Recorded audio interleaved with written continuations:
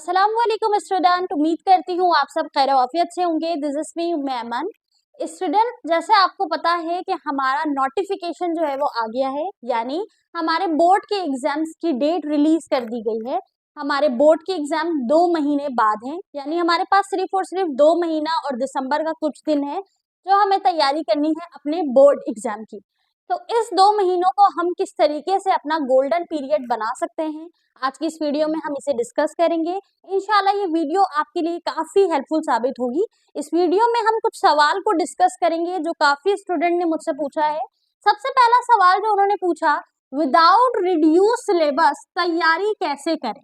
तो सबसे बड़ा जो प्रॉब्लम है, सबसे इम्पोर्टेंट चीज जो है वो यही है कि अभी तक हमें नया कोई सिलेबस प्रोवाइड नहीं किया गया। यानी हमें ये कहा गया था नोटिफिकेशन में कि 25% जो है वो रिड्यूस किया जाएगा आपका सिलेबस, ताकि आप इन कम टाइम में अच्छे से तैयारी कर सके।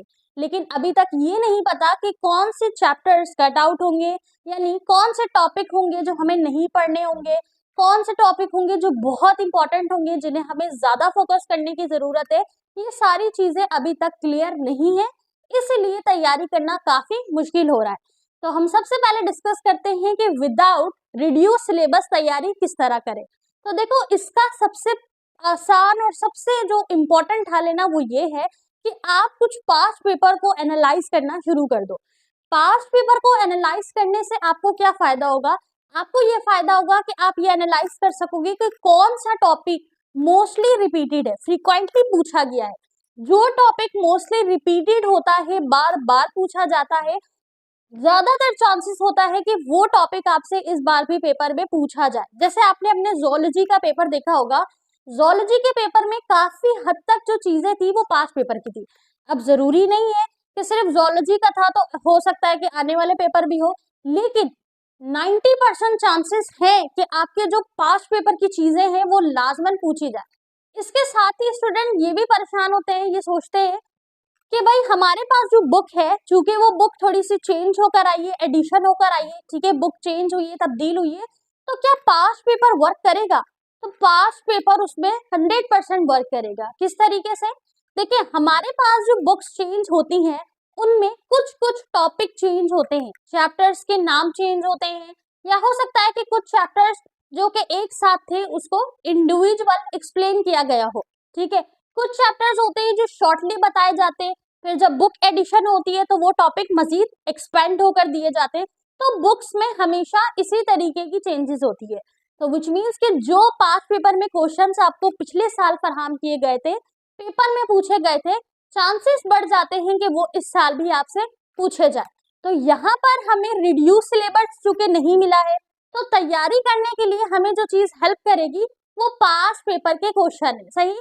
तो आप इसके लिए क्या करोगे? पास्ट पेपर के जो क्वेश्चन है उसे एनालाइज करोगे।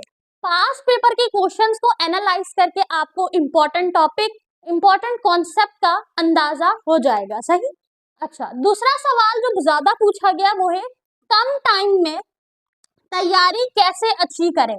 तो ये भी बहुत इंपॉर्टेंट सवाल है। सबने पूछा कि मिस 2 महीने बाद हमारे पेपर शुरू हो जाएंगे, काफी हद तक हमने सब्जेक्ट्स को स्टार्ट भी नहीं किया है, कुछ सब्जेक्ट है जिसपे हमारा फोकस था, बाकी सब्जेक्ट्स हमने देखे भी नहीं है, तो हम इतने कम टाइम में किस तरीके से तैयारी करेंगे? क्योंकि हमें तो ये भी नहीं पता कि पहला पेपर कौन सा होगा।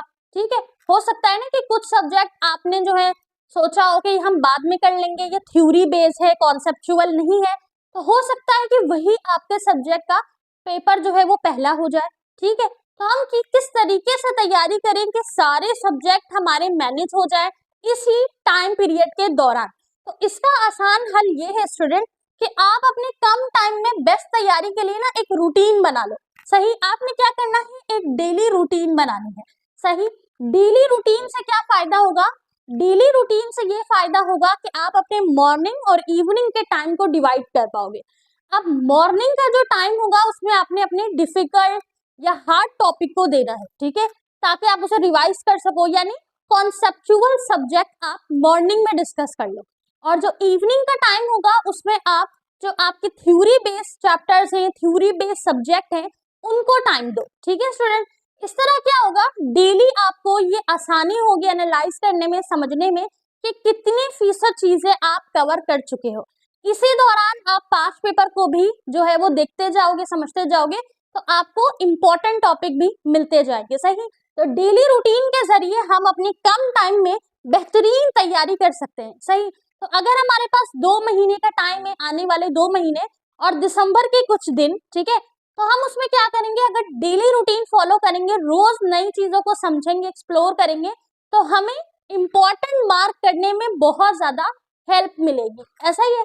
नाउ स्टूडेंट, अब हमारे पास तीसरा जो अहम सवाल है वो है, गैस पेपर से तैयारी काफी है या नहीं।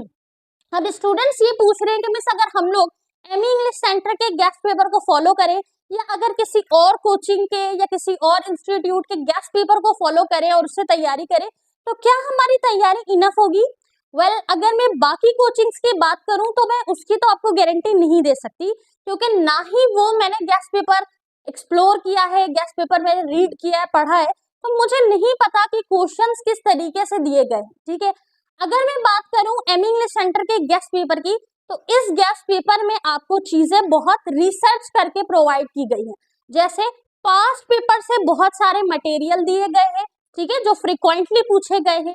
आपकी बुक्स के क्वेश्चन में से बहुत ज्यादा ढूंढ के सिलेक्ट करके मोस्ट इंपॉर्टेंट टॉपिक में से सवालात दिए गए हैं।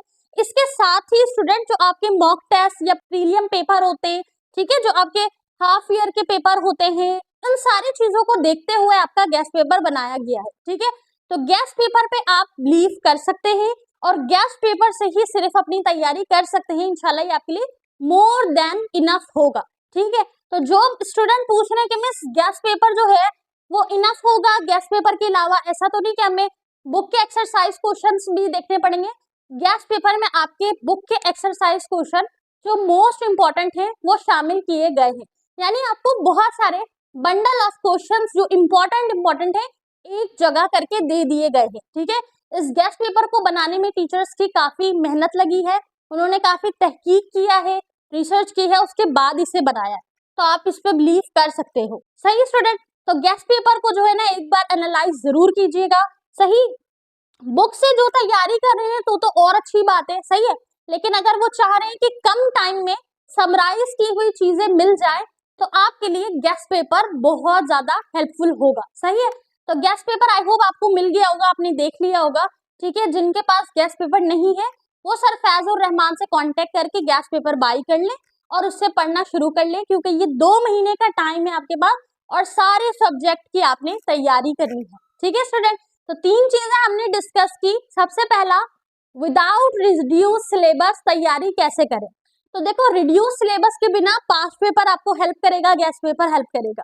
कम टाइम में तैयारी कैसे करें, डेली डेली करने से, मुस्तकिल करने से आप बहुत सारी चीजों को आसानी से हल कर पाओगे। सही, तो डेली करना है, भले थोड़ा थोड़ा करना है। ठीक है, आसान तरीका क्या है, मुश्किल सब्जेक्ट मॉर्निंग में, इजी सब्जेक्ट है वो इवनिंग में। सही, ये आपको टाइम डिस्ट्रीब्यूशन काफी हेल्प करेगा। सही है स्टूडेंट, पास्ट पेपर को जरूर देखना, गैस पेपर को जरूर देखना।